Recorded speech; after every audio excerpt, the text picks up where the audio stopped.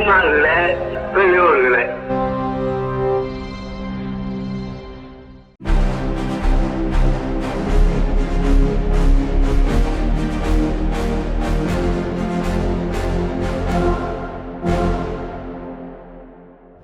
அனைவருக்கும் வணக்கம். உலகின் ஒரே பகுத்தறிவு நாளேடு விடுதலையில் வந்துள்ள இன்றைய செய்திகளை பார்க்கலாம். தமிழ்நாட்டில் குறுவை சாகுபடி அறவே பாதிக்கும் வகையில் கர்நாடக அரசு தமிழ்நாட்டிற்குரிய நீரை தர மறுக்கும் நிலையில் ஒன்றிய அரசும் தமிழ்நாடு அரசும் இதற்கொரு நியாயமான சட்ட ரீதியான தீர்வை காண வேண்டும் என்று திராவிடர் கழகத்தின் தலைவர் ஆசிரியர் அவர்கள் அறிக்கை விடுத்துள்ளார். மேலும் அந்த அறிக்கையில் தமிழ்நாட்டிற்கு கர்நாடகம் அளிக்க வேண்டிய காவிரி நீரில் இவ்வாண்டு பற்றாக்குறை 6.3 TMC மட்டும். தமிழ்நாட்டு விவசாய பெருங்குடி மக்களின், குறிப்பாக காவிரி டெல்டா விவசாயிகளின் தொடர் துன்பங்களையும் இயற்கை சோதனைகளையும் கர்நாடக ஆட்சியாளர்களாக எந்த கட்சி ஆட்சிக்கு வந்தாலும் தமிழ்நாட்டிற்கு தண்ணீர் தராமல் இருப்பதில் அதிக வேகத்துடன் செயல்படவும் இழுத்தடிக்கவும் தவறுவதே இல்லை. தற்போது காவிரி ஆணையமோ ஒரு சார்பு ஆணையம் போல் தோன்றும் வண்ணம் பங்கீட்டை அமல்படுத்த கூட வற்புறுத்தி கவனம் செலுத்தாத நிலையில் உள்ளது. இவ்வாண்டு மிக பெரிய சோதனைக்கு மேல் சோதனை.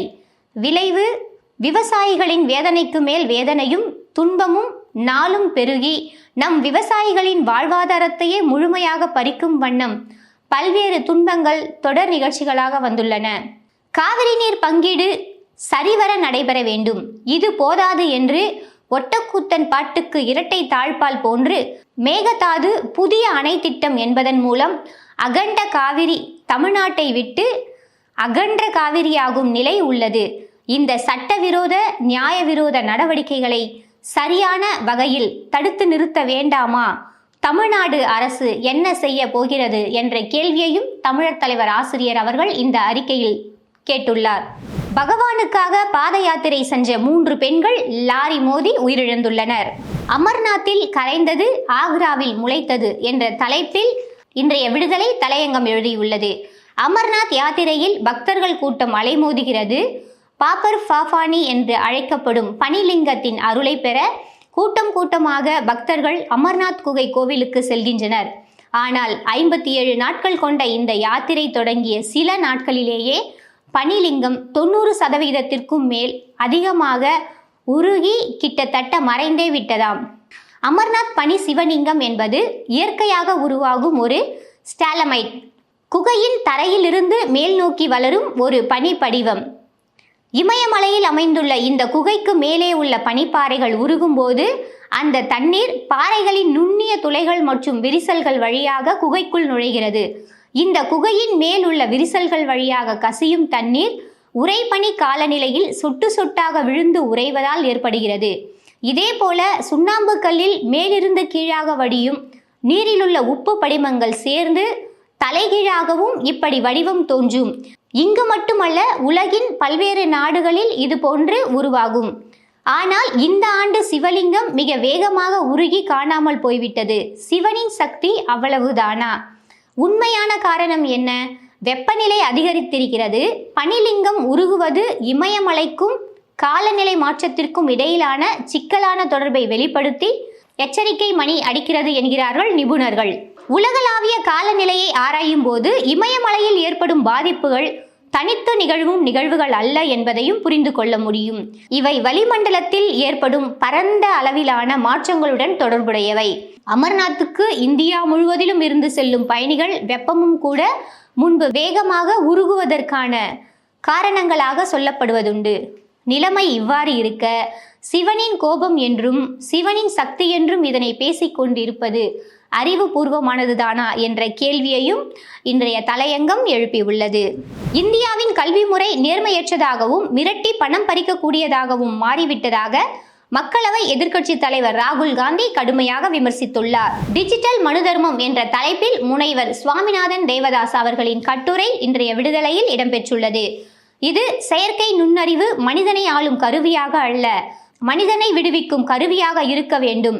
அதற்கு தந்தை பெரியாரின் பகுத்தறிவு, சமூக நீதி, மார்க்சின் சுரண்டல் எதிர்ப்பு, அம்பேத்கரின் சமூக நீதி ஆகிய மூன்றும் ஒன்றிணைய வேண்டும். அறிவியலை மனிதநேயம் வழிநடத்த வேண்டும். தொழில்நுட்பத்தை அரசியலமைப்பின் சமத்துவ கொள்கைகள் நெறிப்படுத்த வேண்டும். இல்லையெனில் செயற்கை நுண்ணறிவு புதிய காலத்தின் டிஜிட்டல் மனுதர்மம் என்ற ஆபத்தை உருவாக்கக்கூடும் என்பதையும் இந்த கட்டுரை தெரிவிக்கிறது.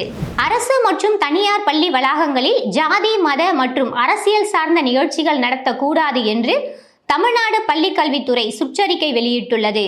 மாணவர்களிடையே ஒற்றுமை மற்றும் சமூக நல்லிணக்கத்தை பேணும் நோக்கில் இந்த உத்தரவு பிறப்பிக்கப்பட்டுள்ளதாக சென்னை உயர்நீதிமன்றத்தில் தமிழ்நாடு அரசு தெரிவித்துள்ளது. படிவம் 6 மாற்றம். தேர்தல் ஆணையமா மோடியின் தனிப்பட்ட ஆட்சி பீடமா? எதிர்க்கட்சிகள் விமர்சனம். வாக்காளர் பதிவு தொடர்பான படிவம் 6 மாற்றத்தை எதிர்த்து எதிர்க்கட்சிகள் கடும் விமர்சனம் தெரிவித்துள்ளன.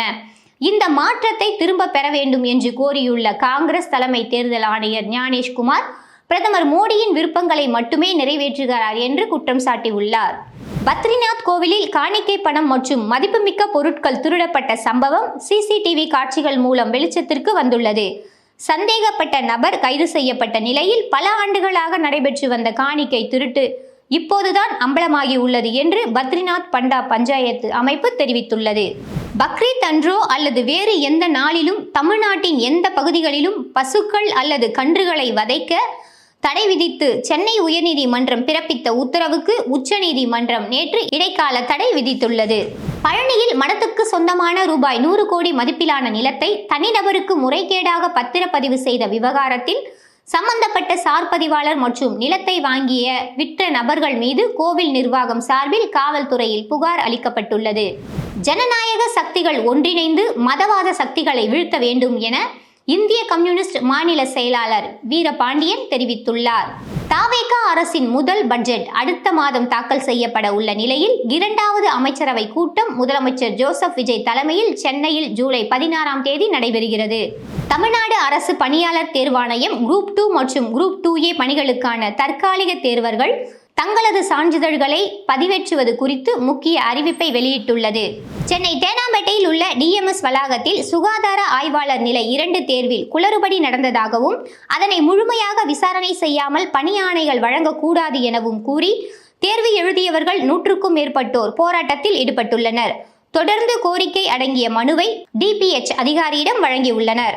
தமிழ்நாடு முழுவதும் பல்வேறு மாவட்டங்கள் மற்றும் பிரிவுகளில் உதவி ஆய்வாளர்களாக பணியாற்றி வந்த 57 பெண் அதிகாரிகளுக்கு காவல் ஆய்வாளர்களாக பதவி உயர்வு மற்றும் பணி நியமனம் வழங்கி தமிழ்நாடு காவல்துறை தலைமை இயக்குனர் மகேஷ் அகர்வால் உத்தரவு பிறப்பித்துள்ளார். சீனாவின் கிழக்கு மாகாணங்களை சேதப்படுத்திய பவி புயலால் வரலாறு காணாத கனமழை மற்றும் நிலச்சரிவு ஏற்பட்டுள்ளது. அருணாச்சல பிரதேசத்தில் பெய்து வரும் தொடர் கனமழை மற்றும் அதனால் ஏற்பட்டுள்ள நிலச்சரிவில் சிக்கி இதுவரை 7 பேர் உயிரிழந்துள்ளனர். 29 பேர் படுகாயமடைந்துள்ளனர். மாநிலத்தின் 425 கிராமங்களை சேர்ந்த 97,182 மக்கள் கடுமையாக பாதிக்கப்பட்டுள்ளதாக மாநில அவசர கால செயல்பாட்டு மையம் தெரிவித்துள்ளது. பொருளாதாரத்தில் முன்னேறிய மாநிலமான குஜராத் கல்வியில் பின்னடைவை சந்தித்துள்ளது. ஒன்றிய அரசின் அறிக்கைப்படி மாநிலத்தில் 45.5% முதல் 49.18% மாணவர்கள் 12ஆம் வகுப்பை நிறைவு செய்வதற்கு முன்பே இடைநிலை கற்றலை சந்தித்துள்ளனர். 2025ஆம் கல்வியாண்டில் 50.82% மட்டுமே தேர்ச்சி அடைந்த நிலையில் இது தேசிய சராசரியை விட குறைவாகும். இதனால் பள்ளி கல்வியில் மிகப்பெரிய சீர்திருத்தம் தேவை என கல்வியாளர்கள் தெரிவிக்கின்றனர். இந்து ராஷ்டிரம் குறித்து பாபா ராம்தேவ் கூறியது சர்ச்சைக்குள்ளாகி உள்ளது. முஸ்லிம்கள் கிறிஸ்தவர்கள் பயப்பட வேண்டிய அவசியம் இல்லை. நம் மதங்கள் வேறுபடலாம், ஆனால் நம் அனைவரின் மூதாதையர்களும் சனாதன இந்து ஆரிய வேத மரபை சேர்ந்தவர்கள் எனவும் குறிப்பிட்டுள்ளார். இதை சாடிய காங்கிரஸ் சல்மான் குர்ஷித் அனைவரும் சனாதனிகள் என்றால் ஏன் இத்தனை பிரிவினை முயற்சிகள் நடக்கின்றன என்ற கேள்வியை எழுப்பியுள்ளார்.